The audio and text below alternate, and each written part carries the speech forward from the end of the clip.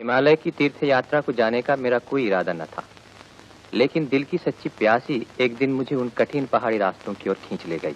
बैसाख के महीने की कड़ी धूप में उत्तर पश्चिम भारत के रेल मार्ग से मैं निकल पड़ा। कितने ही शहर, कितने ही गांव पीछे छूट गए कितने ही छोटे बड़े तीर्थ, प्राचीन भारत की व्यापक संस्कृति के जीते जागते चिन्ह। अंत में मैं जा पहुंचा हरिद्वार।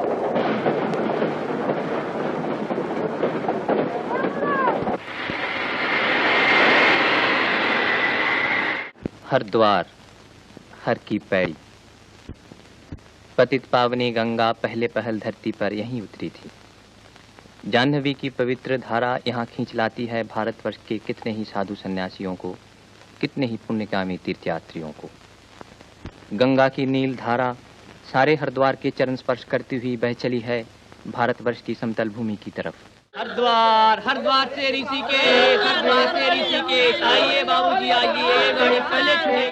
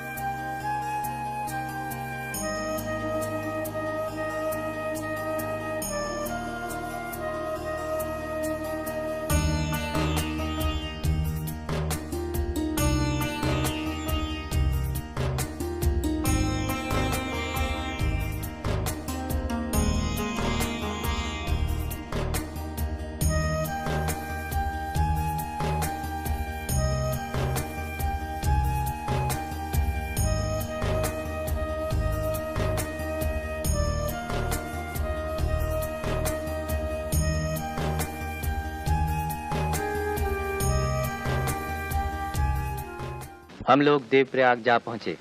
छोटा पहाड़ी शहर, यहाँ दोनों ओर से आ मिली हैं गंगा और अलकनंदा। गोया दो बहनें दो तरफ से आकर एक दूसरे के गले मिली हो, एक गोरी और दूसरी सांवली। इन दोनों नदियों के संगम पर पुण्यकामी यात्री स्नान, तर्पण, श्राद्ध, मुंडन और पिंडदान करते हैं। नदी का पुल पार करते ही सामने पड़ता है रामचंद्र जी का मंदिर, जो प्राचीन कला और शिल्प का एक अजीब सा नमूना है। आज से पैदल सफर शुरू होता है। हर सुबह शाम हम लोग पीछे छोड़ते चले जा रहे हैं, चट्टी के बाद चट्टी तय किए जा रहे हैं, मील के बाद मील। चलते चलते थक गए, दिल उदास हो गया, पैरों में दर्द होने लगा, सारा बदन रास्ते की धूल से भर गया। फिर भी रुकने से काम नहीं चलने का।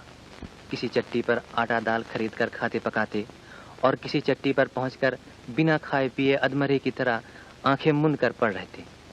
इसी तरह दिन के बाद दिन, रात के बाद रात, थके मांदे शरीर का बोझ ढोए चले जा रहे। बिल्व केदार के दर्शन करके इसके बाद आता है पौड़ी का शहर श्रीनगर। रास्ता मुश्किल जरूर है, लेकिन चारों तरफ दिखाई देती है स्वर्ग की सी शोभा। गोया हम लोग पृथ्वी को पीछे छोड़कर नंदनकानन की ओर बढ़े चले जा रहे हो। यूं ही चलते चलते एक दिन रुद्रप्रयाग जा पहुंचे।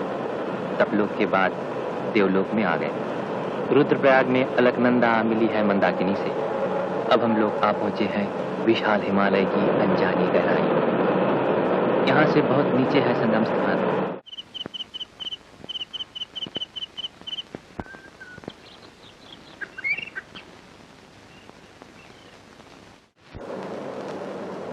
मंदाकिनी के किनारे किनारे चला गया है हमारा रास्ता। एक ही गंगा की अलग अलग धाराएं, कभी अलकनंदा, कभी मंदाकिनी। कहीं पर नदी उतर आई है ब्रह्मलोक से देवलोक को छूती हुई, बह चली है कहीं तपलोक से गुजरकर मृत्युलोक की तरफ। हम लोग भीरी चट्टी का पुल पार करके चल पड़े। आने जाने वालों की चहल पहल से आबाद रास्ता। सभी प्रदेशों और संप्रदायों के लोग, क्या गरीब क्या अमीर, एक ही राह पर चले जा रहे हैं। कहीं पर गर्मियों की सी कड़ी धूप और कहीं पर सर्दियों की सी बेपनाह ठंडक। चलते चलते हम लोग गुप्त काशी आ पहुंचे।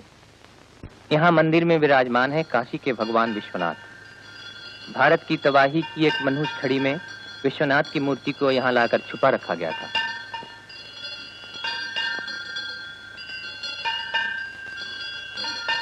महीखंडा चट्टी के सामने का झूला, इस पर देवी पार्वती झूला करती थी।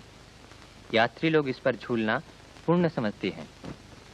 मंदिर में महिषासुर मर्दिनी के दर्शन करके ऐसा लगा गोया ये मार्ग शिव भक्तों और शक्ति के पुजारियों का अनोखा संगम स्थान हो। जो लोग केदारनाथ के रास्ते का खतरा बर्दाश्त नहीं कर सकते, उनको सीधे इस रास्ते बद्रीनाथ जाना चाहिए, क्योंकि ये रास्ता बड़ा ही खतरनाक है। क्या केदारनाथ का रास्ता इससे भी ज्यादा तकलीफ का है? अमर सिंह? बहुत ज्यादा तकलीफ का है।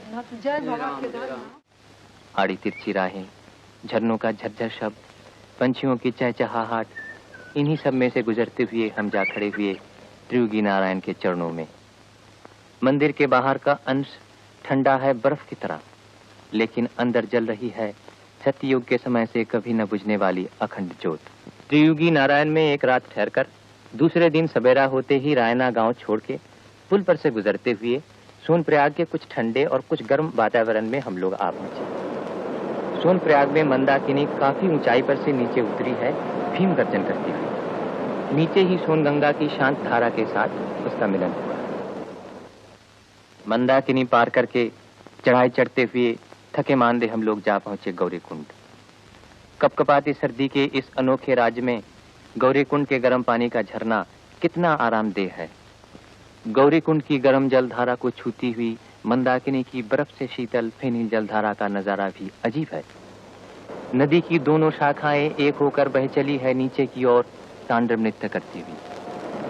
दूर ब्रह्मलोक से उतर आई है मंदाकिनी, बह चली है देवलोक की तरफ, थिरकती, नाचती, उछलती, गरजती हुई। हमारी मंजिल अभी दूर है। क्या पाऊंगा, क्या देखूंगा, क्या मिलेगा जानने को।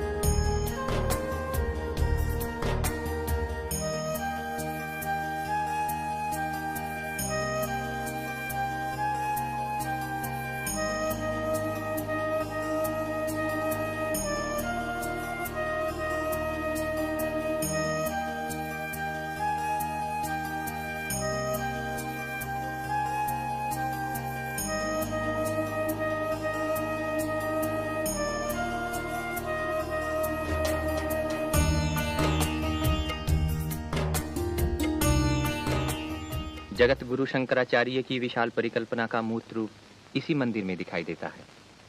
लेकिन इस उत्तरधाम में उनकी यह उज्जवल कीर्ति देखकर भी क्यों मेरी शंकाओं का समाधान नहीं हुआ। मन ही मन प्रश्न पर प्रश्न उठते ही चले जा रहे हैं। चल पड़ा केदारनाथ से, चल पड़ा बद्रीनाथ की ओर।